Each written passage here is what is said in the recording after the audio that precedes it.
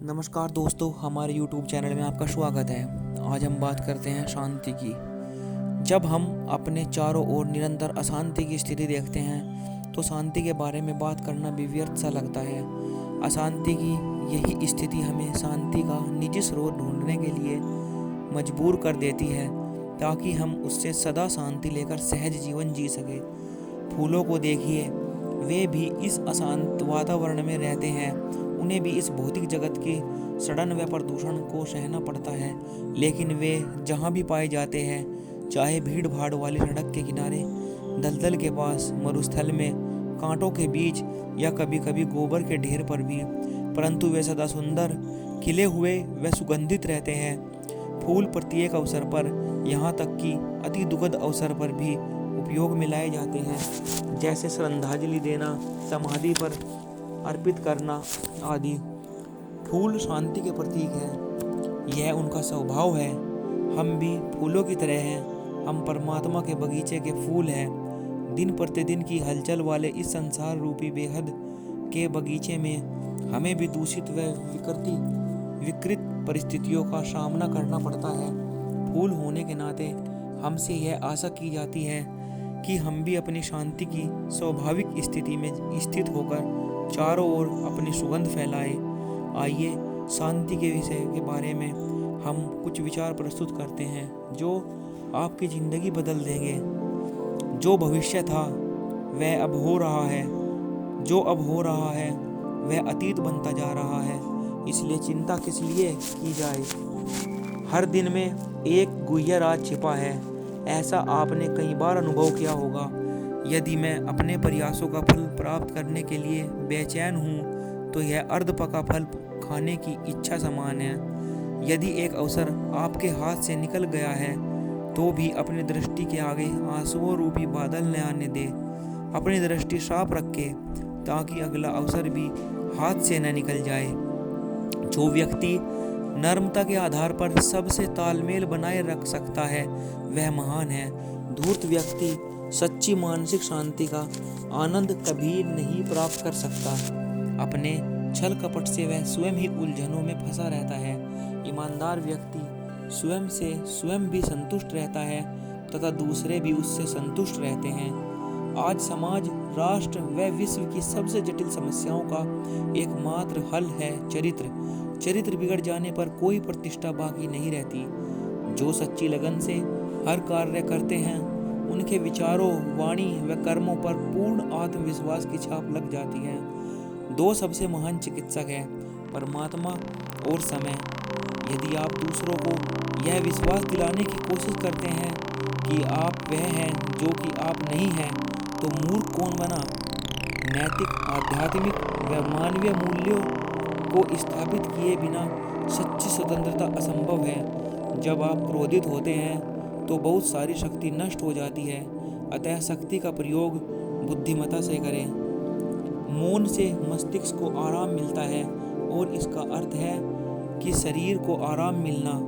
कभी कभी सिर्फ आराम रूपी औषधि की ही शरीर को आवश्यकता होती है। शांति व सहनशीलता वातानुकूलित कक्ष जैसी शीतलता प्रदान करती है। इनसे मनुष्य की कार्य क्षमता बढ़ती है। चिंताग्रस्त व्यक्ति मृत्यु से पहले कई बार मरता है। अगर कोई व्यक्ति अपनी क्रोध की प्रवृत्ति को नियंत्रित करने में असमर्थ है तो उसे नियंत्रण न रख सकने वाले ऐसे दूसरे लोगों की आलोचना करने का क्या अधिकार है। सफलता मन की शीतलता से उत्पन्न होती है। ठंडा लोहा ही गर्म लोहे को काट व मोड़ सकता है। भय को दूर भगाने के लिए ज्ञान व विवेक की प्राप्ति ही एकमात्र उपाय है। शांति का चुंबक बन जाइए ताकि आप अपनी ओर आकर्षित होने वाली अशांत आत्माओं को शांति प्रदान कर सके। धन गया तो कुछ नहीं गया, स्वास्थ्य गया तो थोड़ा सा गया, अगर चरित्र गया तो सब कुछ ही चला गया। परमात्मा को पाने के बाद और कुछ पाने की आवश्यकता नहीं रह जाती। जन्म का अंत है मृत्यु और मृत्यु का अंत है जन्म। यदि मनुष्य को अपने ही अंदर शांति नहीं मिल पाती तो वह उसे इस विश्व में कहीं और कैसे पा सकता है। अविश्वासी व्यक्ति कभी शांत नहीं रह सकता मन की शांति के बिना क्या खुशी संभव है। परमात्मा में असीम शक्ति है। अगर आपके मन पर कोई बोझ है तो उसे परमात्मा को दे दो। शांति का अर्थ केवल निशब्द होकर ही नहीं बल्कि मन का मौन भी है। यदि मैं अपनी प्रशंसा सुनकर खुश होता हूँ तो निंदा से मुझे दुख भी अवश्य होगा। स्वतंत्रता के नियमों को स्वीकार करने के बाद ही आपको स्वतंत्र कहलाने का अधिकार है।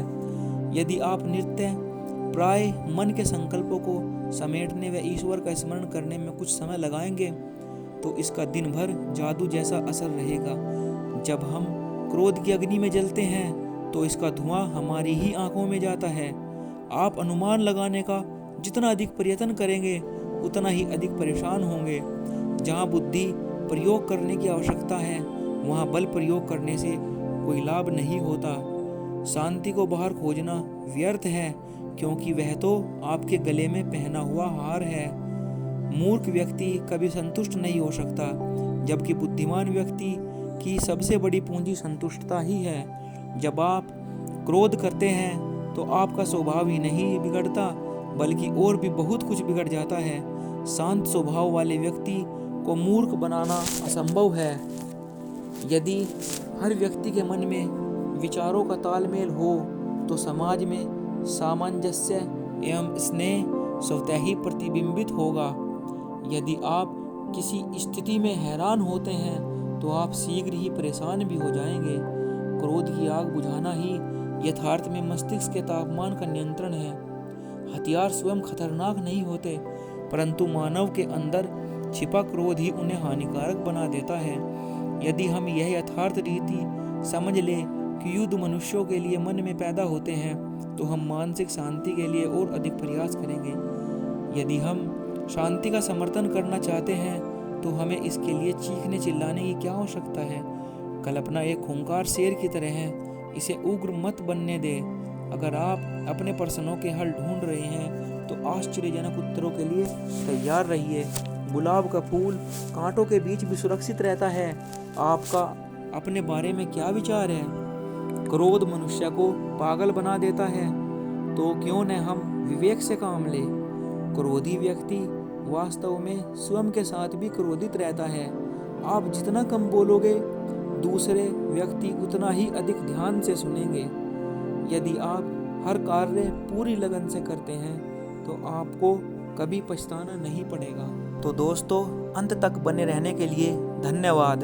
ये थे 50 विचार जो आपको शांति का अनुभूति प्रदान करेंगे। धन्यवाद।